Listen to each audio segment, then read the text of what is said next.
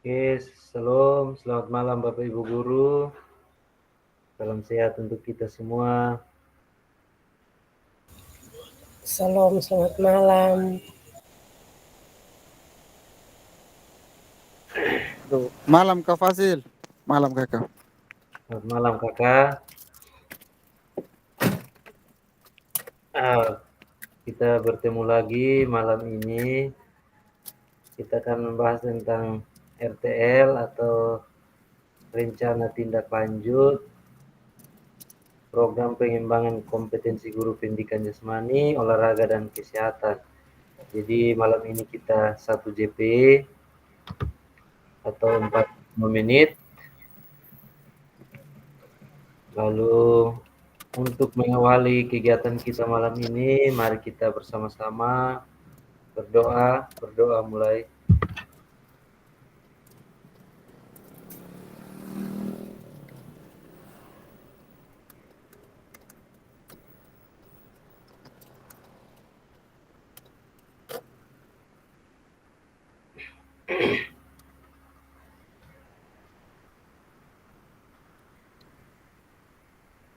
Berdoa selesai,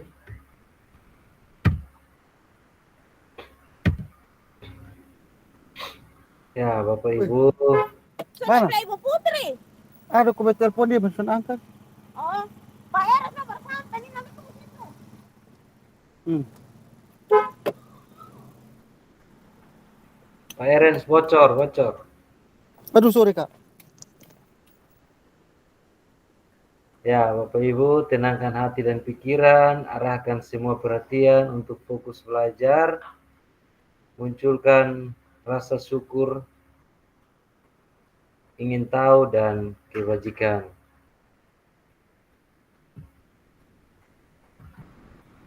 Ya Bapak Ibu, ini kesepakatan kita bersama, tidak henti-hentinya kita diingatkan dengan kesepakatan kita. Yang pertama, menyalakan kamera, mematikan mikrofon, kemudian hadir seutuhnya, lalu menghargai waktu bersama, memaksimalkan fitur chat, klik raise hand sebelum bertanya, kemudian gangguan teknis adalah hal yang wajar.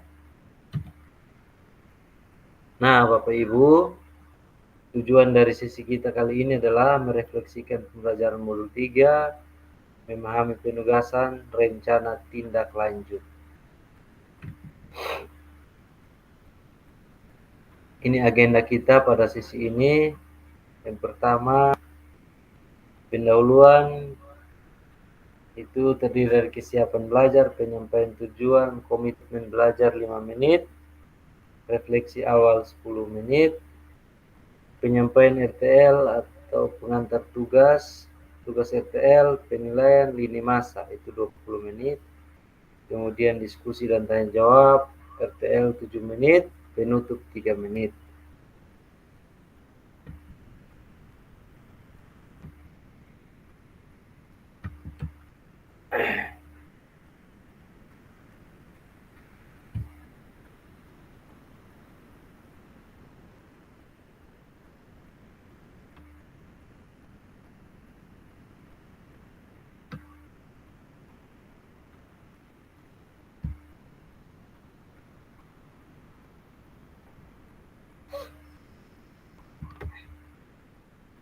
Ya, Bapak Ibu, menyusun rencana tindak lanjut atau RTL untuk program pengembangan kompetensi guru pendidikan jasmani dan pendidikan jasmani, olahraga dan kesehatan.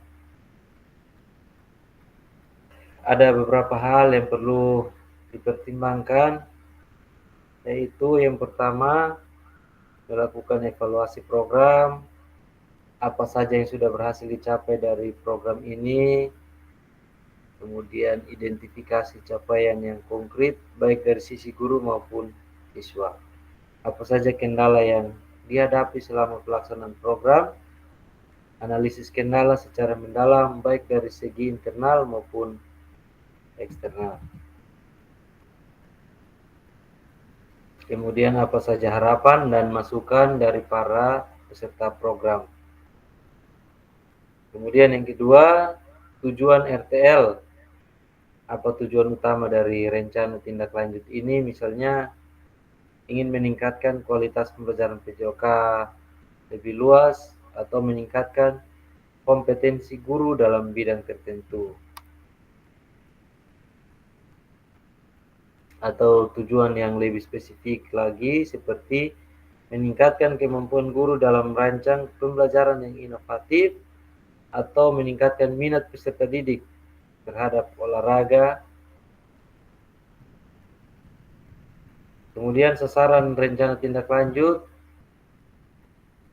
adalah guru PJOK, bisa juga kepala sekolah, peserta didik, dan pihak terkait lainnya.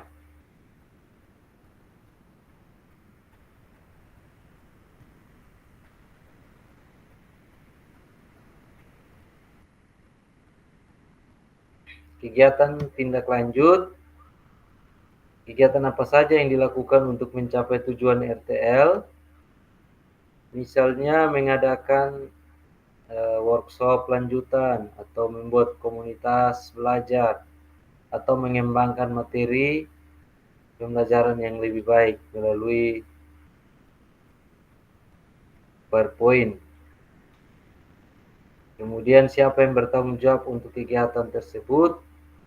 Itu kita menetapkan penanggung jawab untuk setiap kegiatan agar pelaksanaan berjalan efektif. Atau bisa juga guru PJOK menangani langsung kegiatan tersebut.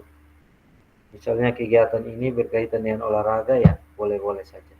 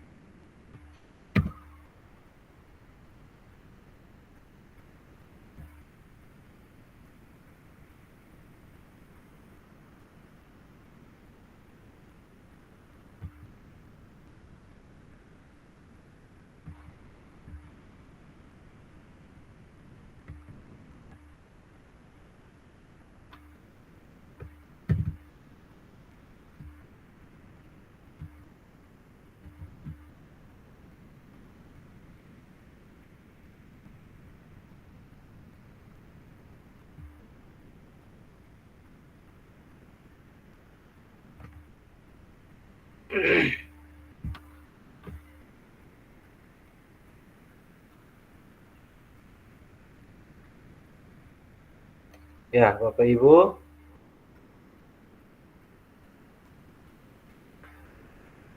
kira-kira menurut Bapak Ibu, jika pembelajaran berbasis proyek ini kita lakukan kolaborasi bersama dengan rekan sejawat di dalam komunitas belajar di dalam sekolah.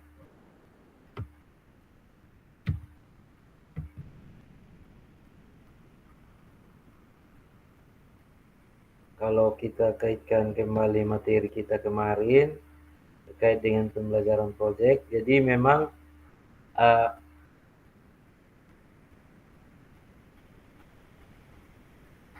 ide untuk berkolaborasi dengan rekan sejawat ini memang ide yang sangat bagus untuk pembelajaran berbasis proyek dengan rekan sejawat dalam kombel di sekolah.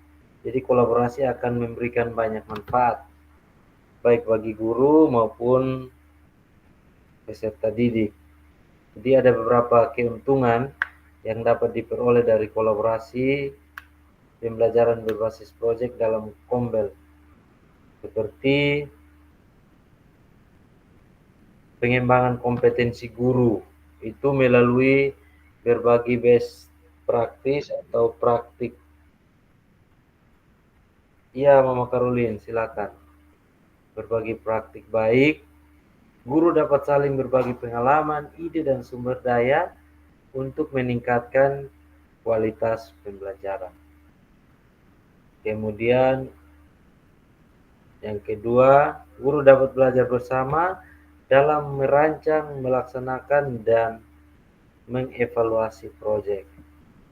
Kemudian yang ketiga, kolaborasi dapat memicu munculnya ide-ide kreatif dan inovatif dalam pembelajaran. Yang kedua, peningkatan kualitas pembelajaran. Dengan kolaborasi dapat dihasilkan berbagai macam proyek yang menarik dan relevan bagi peserta didik. Kemudian, guru dapat mendalami materi pembelajaran secara lebih mendalam melalui diskusi dan perencanaan bersama. Kemudian, proyek yang dirancang bersama cenderung lebih menarik dan menyenangkan bagi peserta didik. Dukungan kolaboratif itu guru dapat saling membantu dalam menghadapi tantangan yang muncul selama pelaksanaan proyek. Kemudian kolaborasi dapat meningkatkan semangat dan motivasi guru dalam melaksanakan proses pembelajaran berbasis proyek. Kemudian pembentukan komunitas yang kuat, itu kolaborasi dapat memperkuat hubungan antar guru dan menciptakan komunitas belajar yang solid. Kolaborasi dapat mendorong terbentuknya budaya belajar yang positif di sekolah.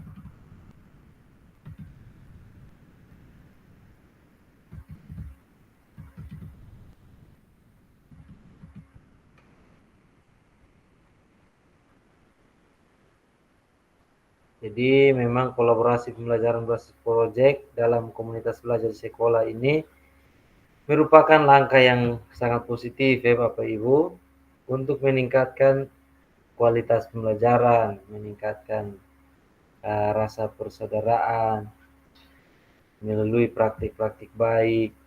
Jadi di situ kita berbagi pengetahuan dan pengalaman. Jadi guru dapat menciptakan lingkungan belajar yang lebih inovatif, menarik dan bermakna bagi peserta didik. Atau ada informasi lain dari Bapak Ibu yang ingin disampaikan? Waktu dan kesempatan saya berikan. Silakan.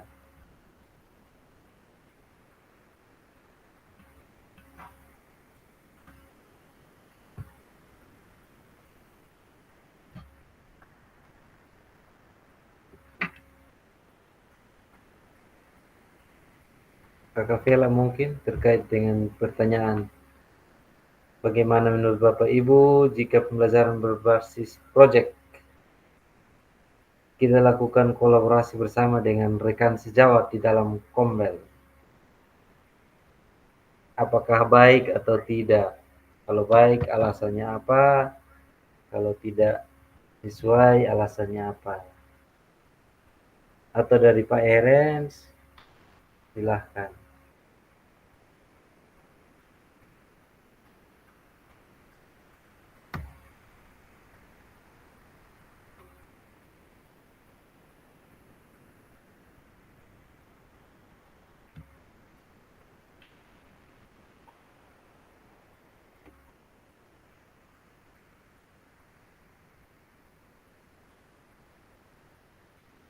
Oke, kalau tidak ada, kita lanjut.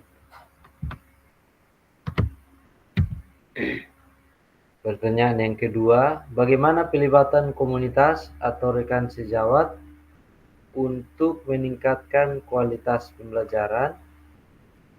Apakah pemahaman saya terhadap komunitas belajar sudah berdampak pada pembelajaran peserta didik?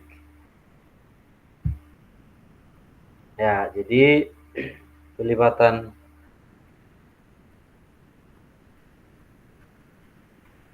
komunitas atau rekan sejawat dalam meningkatkan kualitas pembelajaran dapat memberikan banyak manfaat, seperti ya sebagai guru pastinya kita bisa berbagi sumber daya seperti bahan ajar atau strategi pembelajaran ataupun teknologi yang dapat digunakan untuk meningkatkan kualitas pembelajaran. Atau bisa juga berinteraksi dengan rekan sejawat dari berbagai latar belakang. Dari situ dapat memberikan perspektif baru dan ide-ide segar dalam proses pembelajaran. Atau bisa juga kolaborasi dengan rekan sejawat dapat memberikan dukungan moral dan semangat untuk terus mengembangkan diri sebagai seorang pendidik. Bisa juga melalui diskusi dan berbagi pengalaman, guru dapat meningkatkan profesionalisme dan kompetensinya. Kemudian bisa juga dengan berkolaborasi dapat membangun jaringan yang kuat antara para pendidik sehingga memudahkan dalam mencari bantuan dan dukungan. Nah, jadi caranya bagaimana untuk melibatkan komunitas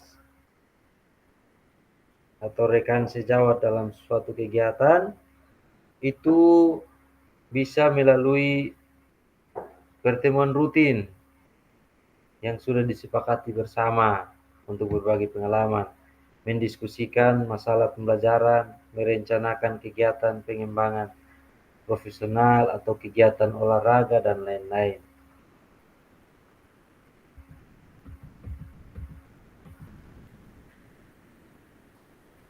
Kemudian, apakah pemahaman kita tentang komunitas belajar berdampak pada pembelajaran peserta didik?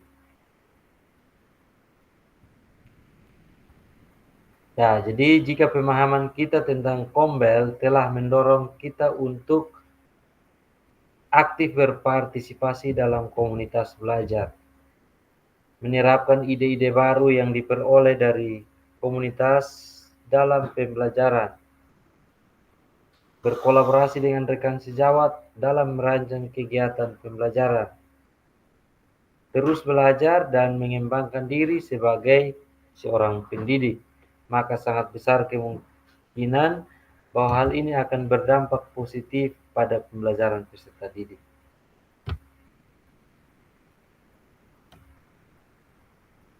Intinya kita sebagai guru bersikap terbuka dengan orang lain, saling bertanya atau saling berbagi informasi, saya pikir akan ada dampak positif bagi peserta didik kita. Jadi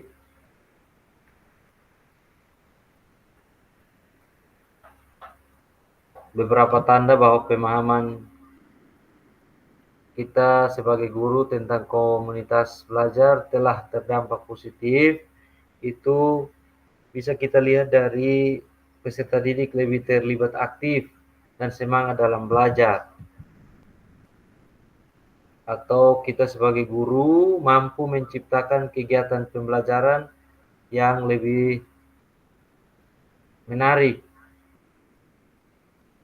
Kemudian kelas menjadi tempat yang menyenangkan dan kondusif untuk belajar. Itu bisa kita temukan. Hasil belajar peserta didik menunjukkan peningkatan yang signifikan. Jadi untuk memastikan itu Bapak Ibu, itu kita bisa lakukan refleksi secara berkala sehingga kita bisa melihat sejauh mana pemahaman kita sebagai guru tentang komunitas belajar telah diterapkan dalam praktik pembelajaran. Kemudian sebagai guru juga meminta umpan balik dari rekan sejawat atau dari peserta didik, bisa juga dari orang tua tentang dampak dan dari perubahan yang kita lakukan di sekolah. Kemudian terus belajar, jangan pernah berhenti belajar dan mengembangkan diri sebagai guru-guru muda, guru-guru hebat. Perlu kita mengikuti perkembangan zaman, perkembangan terbaru dalam dunia pendidikan dan menerapkannya dalam pembelajaran di sekolah. Jadi dapat disimpulkan bahwa melibatkan komunitas atau rekan sejawat dalam meningkatkan kualitas pembelajaran merupakan langkah yang sangat penting Dengan kolaborasi yang baik, kita dapat menciptakan lingkungan belajar yang lebih baik bagi peserta didik. Ya, bagaimana melibatkan voice, choice, ownership peserta didik dalam penerapan PJBL? Apakah pemahaman saya terhadap voice, choice, ownership dalam PJBL atau pembelajaran berbasis project sudah berdampak pada pembelajaran peserta didik? Nah, jadi seperti yang kita bahas di pertemuan kemarin, bahwa voice itu adalah suara sebagai guru memberikan ruang bagi peserta didik untuk menyampaikan ide, pendapat, dan perasaan mereka terkait dengan kegiatan yang akan dilakukan.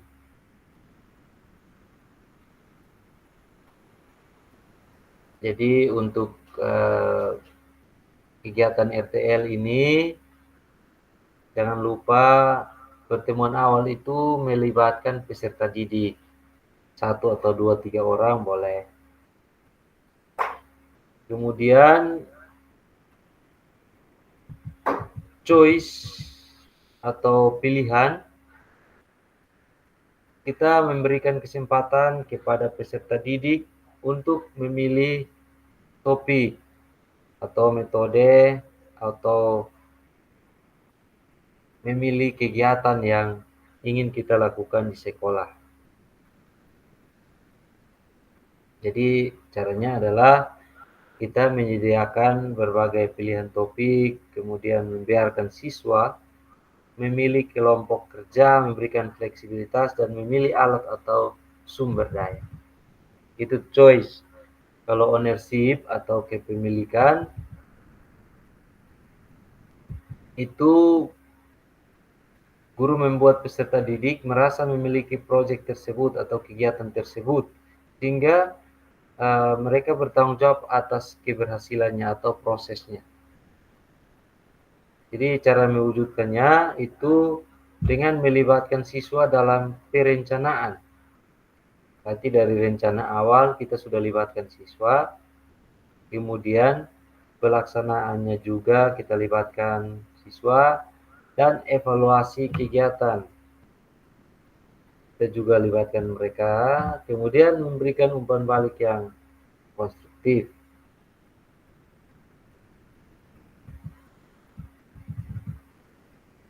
Nah, apakah pemahaman kita terhadap voice, choice, dan ownership berdampak pada pembelajaran peserta didik? Untuk mengetahui ini, Bapak Ibu, kita bisa amati dalam setiap pertemuan. Apakah mereka memiliki antusias, aktif, memberikan pendapat, atau bersemangat dalam mengikuti kegiatan itu kita bisa ketahui itu melalui pertemuan-pertemuan. Kemudian, apakah mereka memiliki motivasi yang tinggi untuk menyelesaikan kegiatan tersebut? Nah, Bapak Ibu, kalau kegiatannya sesuai, pasti anak-anak kita memiliki motivasi yang sangat tinggi. Ya, tapi kalau kegiatannya tidak sesuai dengan minat mereka, pasti kita juga melihat sikap yang mereka perbuat itu pasti ada-ada saja. Mereka akan menunjukkan sikap tidak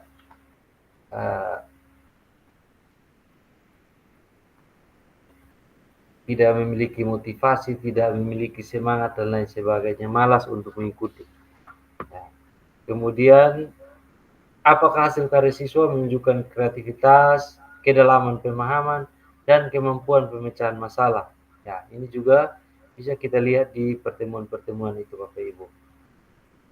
Lalu kepemilikan, apakah siswa merasa bertanggung jawab atas pembelajaran mereka sendiri?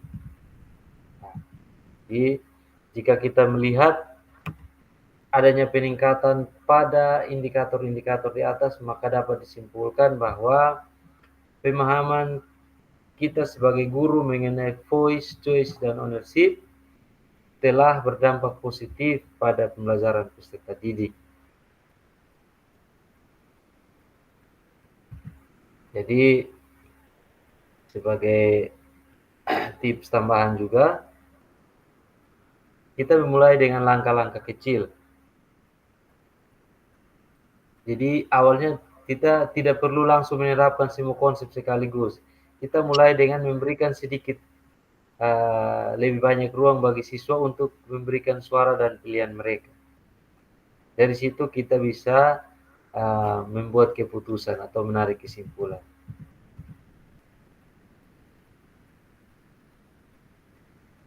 Kemudian berikan dukungan yang cukup. Siswa mungkin membutuhkan waktu untuk terbiasa dengan peran yang lebih aktif dalam pembelajaran. Ya, kita otomatis pasti kita beri bimbingan, dukungan yang mereka butuhkan. Tidak mungkin kita lepas saja mereka bekerja sendiri.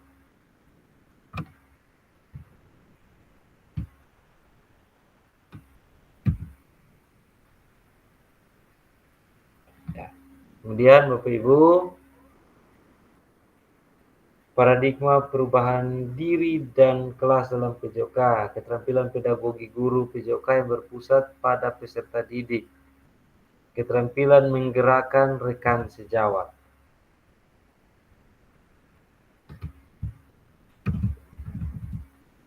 Ya, jadi paradigma perubahan diri dalam kelas dan kelas dalam PJOK itu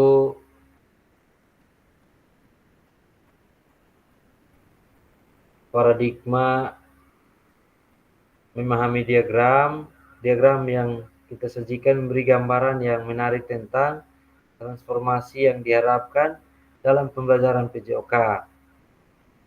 Jadi mari kita lihat ada beberapa elemen dalam diagram.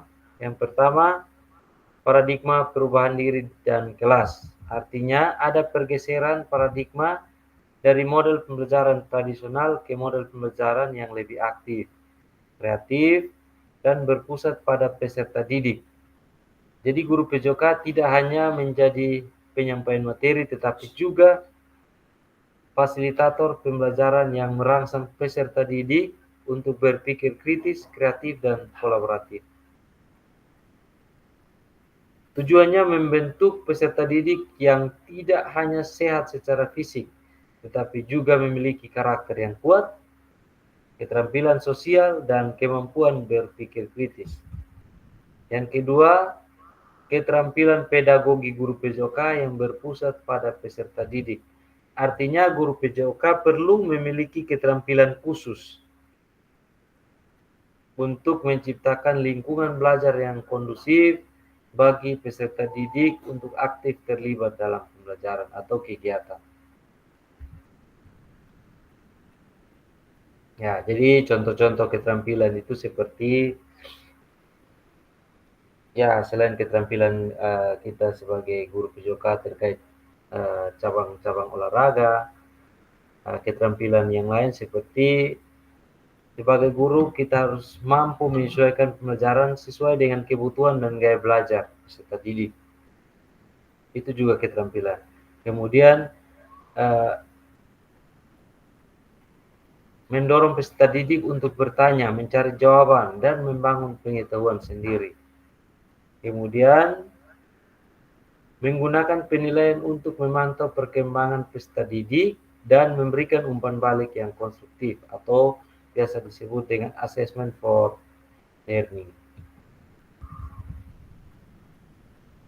Kemudian yang ketiga, pembelajaran yang berkelanjutan. Artinya proses pembelajaran tidak berhenti setelah satu kali pertemuan, tetapi merupakan proses yang terus berlangsung dan berkembang. Tujuannya memastikan peserta didik memperoleh pemahaman yang mendalam dan keterampilan yang berkelanjutan dalam bidang PJOK. Yang keempat, keterampilan menggerakkan rekan sejawat. Artinya guru PJOK tidak hanya fokus pada pengembangan dirinya, tetapi juga berperan dalam menggerakkan rekan sejawatnya untuk menerapkan paradigma baru dalam pembelajaran PJOK. Tujuannya membangun komunitas belajar yang saling mendukung dan berbagi praktik terbaik.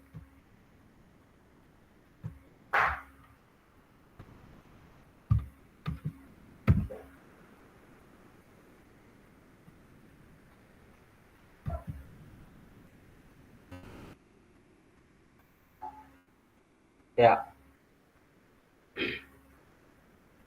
Bapak Ibu, ini pengantar tugas.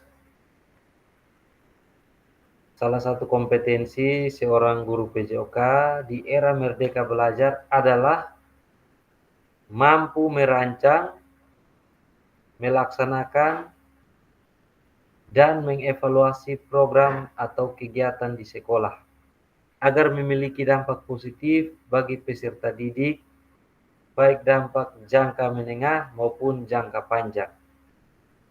Dalam PKG PJOK, program atau kegiatan yang dimaksud adalah program kegiatan kokurikuler.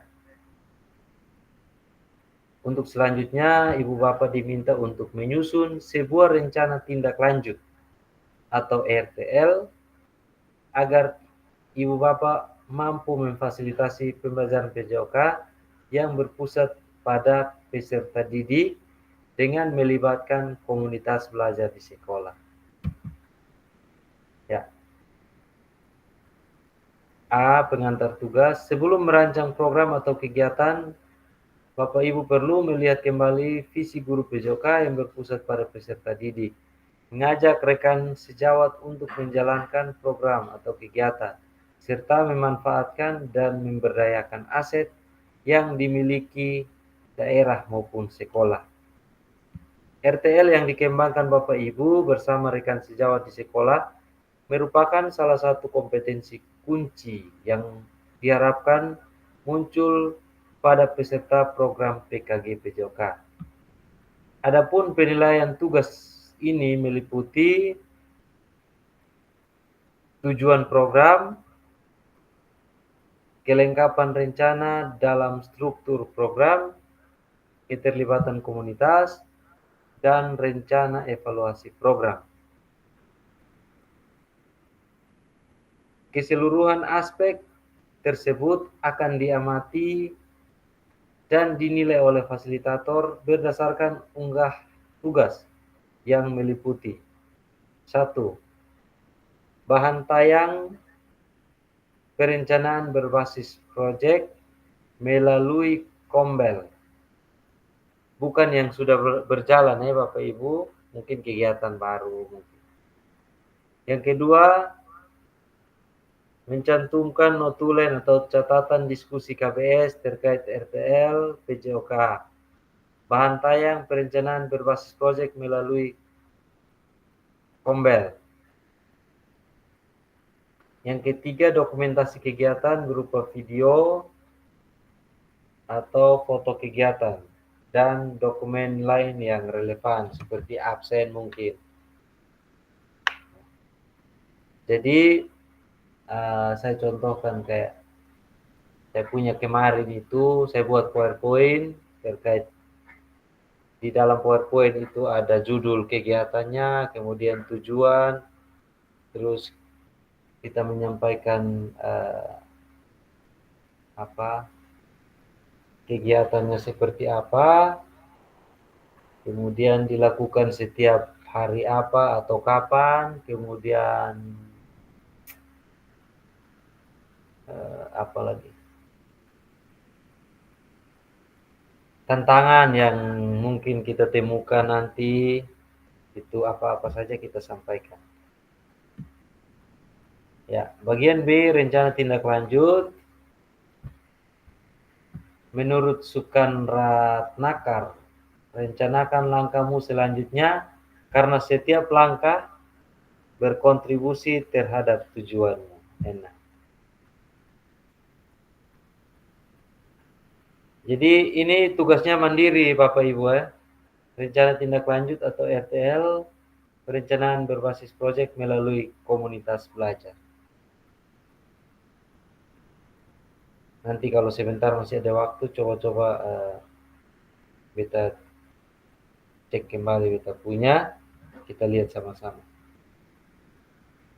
Tujuan pembelajaran khusus, peserta dapat memahami rencana tindak lanjut, perencanaan berbasis proyek melalui Kombel, ya, aspek penilaian lini masa dengan baik dan benar. Bahan tayang perencanaan berbasis proyek melalui komunitas belajar, bentuk RTL, bahan tayang rancangan program berbasis proyek melalui komunitas belajar, maksimal 9 slide. Maksimal 9 slide ya Bapak Ibu. Nanti Ibu Vela kalau mau screenshot sebentar boleh. Kemudian komponen program, judul program atau kegiatan, kemudian latar belakangnya, tujuan programnya, capaian, langkah-langkah dan hasil yang diharapkan untuk setiap tujuan, struktur program dan rekan sejauh dalam Kombel, pertanyaan tentang kapasitas yang dimiliki kelas atau sekolah, rencana evaluasi, yang ke-8, kemungkinan tantangan. Ya, ini komponen program. Keterangan, RTL yang Ibu Bapak buat akan mendapatkan penguatan. Ya. Selanjutnya Bapak Ibu diminta untuk mempresentasikan RTL tersebut di sekolah untuk didiskusikan dan dikembangkan bersama seluruh rekan pada Kombel dalam sekolah. Jadi kalau misalnya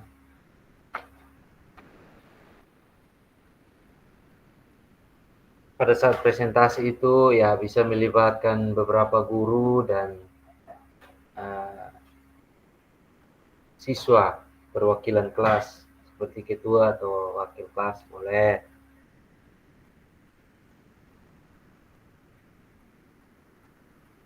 Jadi bisa melibatkan guru-guru lain atau wali-wali kelas. Selain guru PJOK juga boleh. Kemudian unggah tugas seperti bahan tayang, notulen, catatan diskusi bersama KBS, video atau foto, atau dokumen lain yang sesuai di LMS. Selain menjadi bagian dari penilaian program, rencana ini juga dapat ditindaklanjuti bersama dengan Kombel pasca kegiatan pelatihan sesuai dengan kebutuhan sekolah masing-masing. C. Penjelasan komponen perencanaan berbasis proyek melalui komunitas belajar.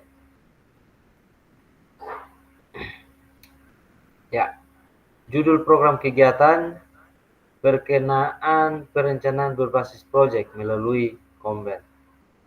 Uraikan secara singkat konsep-konsep materi yang mendasari, kaitkan dengan konsep dari modul-modul yang telah dipelajari sebelumnya. Bapak Ibu juga dapat mengembangkannya dari model pembelajaran yang Bapak Ibu pilih untuk dikembangkan dalam pembelajaran berbasis proyek. Bapak Ibu dapat melihat kembali modul 2.3, 2.4, dan 2.5.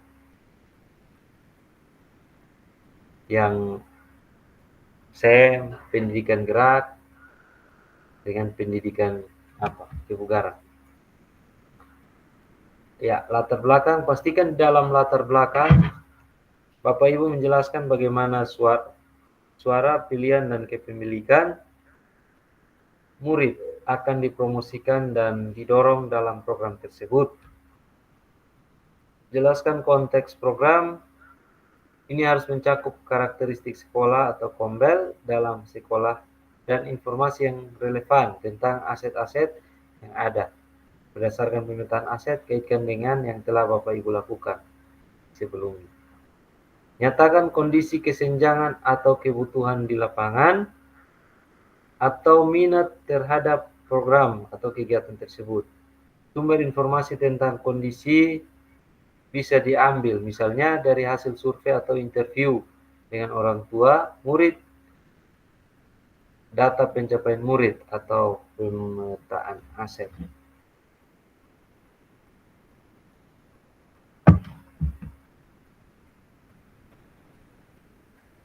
Tujuan program, bagian ini harus secara jelas menyatakan visi guru PJOK yang berpihak pada peserta didik. Tujuan program atau kegiatan yang akan dilakukan adalah untuk memfasilitasi pembelajaran PJOK yang berpusat pada peserta didik dengan melibatkan komunitas belajar dalam sekolah. Kemudian untuk capaian, langkah-langkah dan hasil yang diharapkan untuk tiap tujuan, nyatakan dalam bentuk capaian-capaian yang diharapkan, yang dilengkapi dengan indikator ketercapaian yang terukur dari tujuan besar program. Untuk setiap capaian, berikan informasi tentang langkah-langkah yang diperlukan untuk mencapai tujuan. Ya, jadi langkah-langkah tindakan harus bersifat praktis dan spesifik dan mengidentifikasi siapa yang harus bertanggung jawab atas tindakan tersebut. Nyatakan rencana yang jelas untuk menempatkan peserta didik sebagai kontributor dan pemeran utama dalam program atau kegiatan ini. Kaitkan dengan suara, pilihan, dan kepemilikan murid.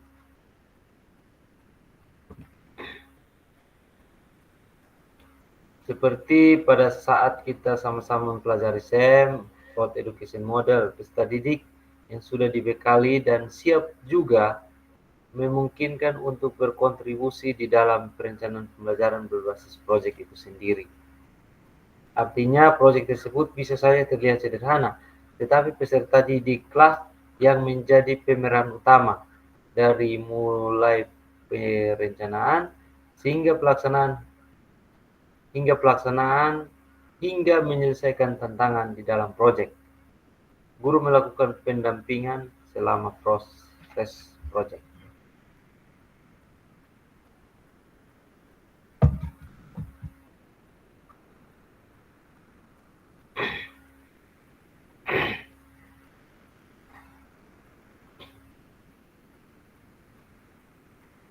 Yang kelima, struktur program dan mitra dalam Kombel.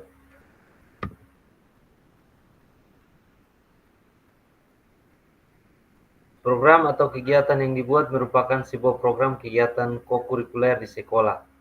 Jelaskan skala program atau kegiatan yang merinci ukuran dan detail target populasi, kelas, usia. Jelaskan pengaturan program atau kegiatan. Ini harus mencakup ruang dan waktu pelaksanaan. Program dan kapan pelaksanaan program dan kapan program atau kegiatan itu akan dilakukan. Identifikasi dan jelaskan peran anggota komunitas belajar dalam sekolah yang berkolaborasi dalam program atau kegiatan ini.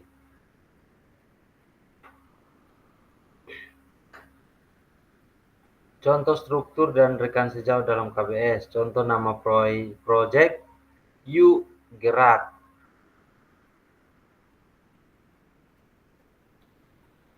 Berdiskusi bersama, mengembangkan materi dan aktivitas konsep usaha. Bagaimana gerak dilakukan, bagian dari modul pendidikan gerak, penugasan serta penyiapan rubrik penilaian. Kemudian pernyataan tentang kapasitas yang dimiliki kelas sekolah, rencana evaluasi, kemudian yang terakhir kemungkinan tantangan. Jadi ada 8 slide, maksimal 9 ya Bapak Ibu.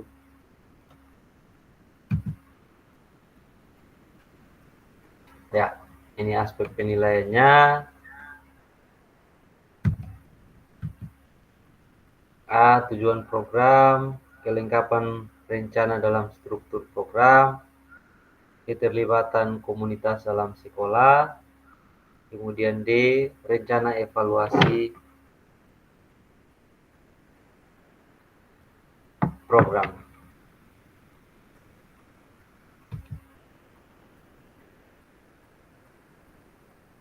Kemudian lini masa RTL, ini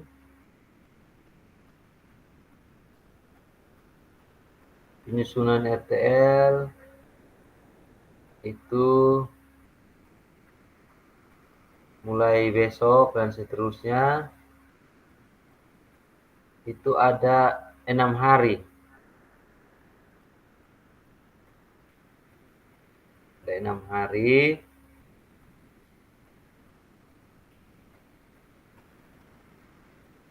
Mulai dari hari ini, terhitung hari ini, ada 6 hari. Jadi silahkan nanti dirancang.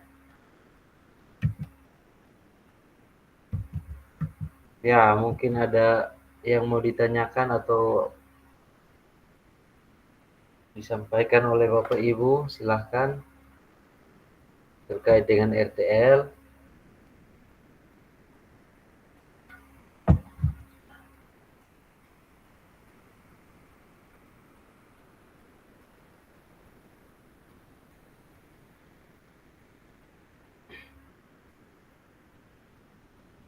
Atau kalau jelas kita lanjut. Bagaimana Kakak Vela? Lanjut kok.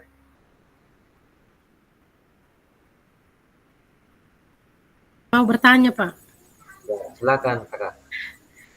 terkait dengan rencana tindak lanjut ini, ada di bagian tertentu yang memuat tentang wajib mengumpulkan video, foto, dan dokumen-dokumen pendukung lainnya.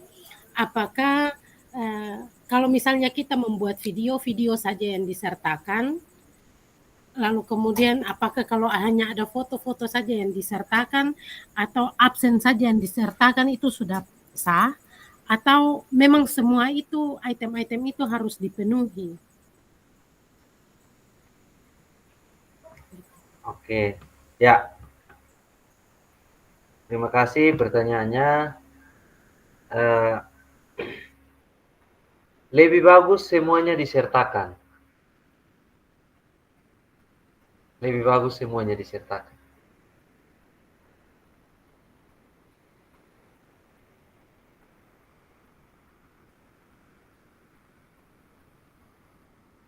Jadi memang pada saat mengambil video nanti bisa foto-foto juga, atau nanti bisa screenshot dari video juga boleh. Kemudian PowerPoint-nya juga nanti di-upload, nanti dibuat PDF, absen. Kemudian kalau notulen juga ada, boleh dibuat PDF. Itu bisa disertakan. Terima kasih. Baik, belum puas dengan masih ingin bertanya lagi tentang RTL ini. Kita akan pilih salah satu dari ketiga misal model, baik itu pendidikan gerak, kebugaran, dan atau sport edukasi SEM. Nah, di antara itu salah satu yang kita pilih ketiga ini, apakah itu harus dibuat dalam video lagi atau pada waktu mengambil keputusan, libatkan siswa mengambil keputusan bersama itu hanya video itu saja yang disertakan? Ya, jadi video itu sah dalam presentasi itu atau dalam diskusi itu. Oh, siap. Terima kasih. Ya. Baik. Jadi awalnya mungkin Kakak membuat perencanaan program melalui PPT, buat 8 slide seperti yang tadi di situ. Slide pertama mungkin judul program apa. Hanya kotong buat judul program yang menarik minat orang, yang sesuai dengan 3 modul yang kotong sudah pelajari itu. Kemudian nanti slide kedua mungkin latar belakang, slide ketiga tujuan, kemudian slide ketiga kemungkinan hasil, dan seterusnya.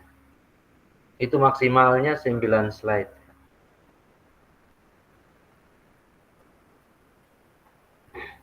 Masih ada lagi kok Kakak? Pak, sudah sangat jelas. Terima kasih. Oke, terima kasih kakak. Kalau begitu kita lanjut. Ya, pada akhir sesi kita hari ini, Bapak Ibu mampu merefleksikan pembelajaran modul 3, kemudian memahami penugasan rencana tindak lanjut. Ini penutup.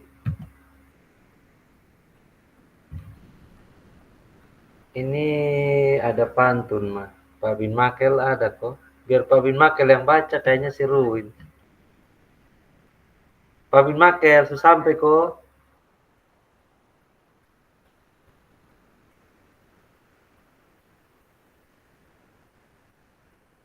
Ya, ini kalau ladang banyak hama, tidak perlu petani untuk berpindah. Hati masih ingin bersama, tapi waktu habislah sudah. Burung dara, burung cendrawasih, bisa dicari dulu di Papua. Cukup sekian, terima kasih. Semoga bermanfaat untuk kita semua. Ini lengkap baru pas, mah. Kakak Vela sendiri yang aktif jadi.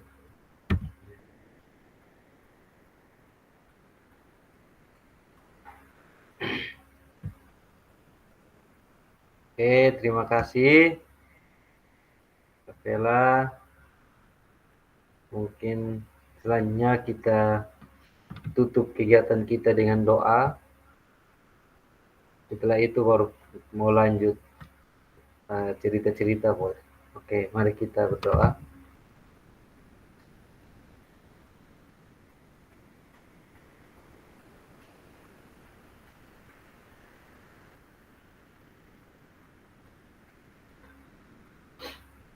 Berdoa selesai.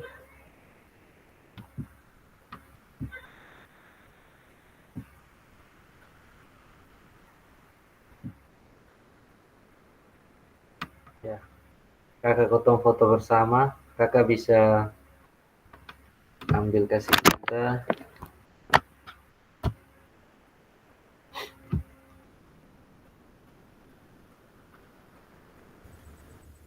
Ya, sebentar. Senyum.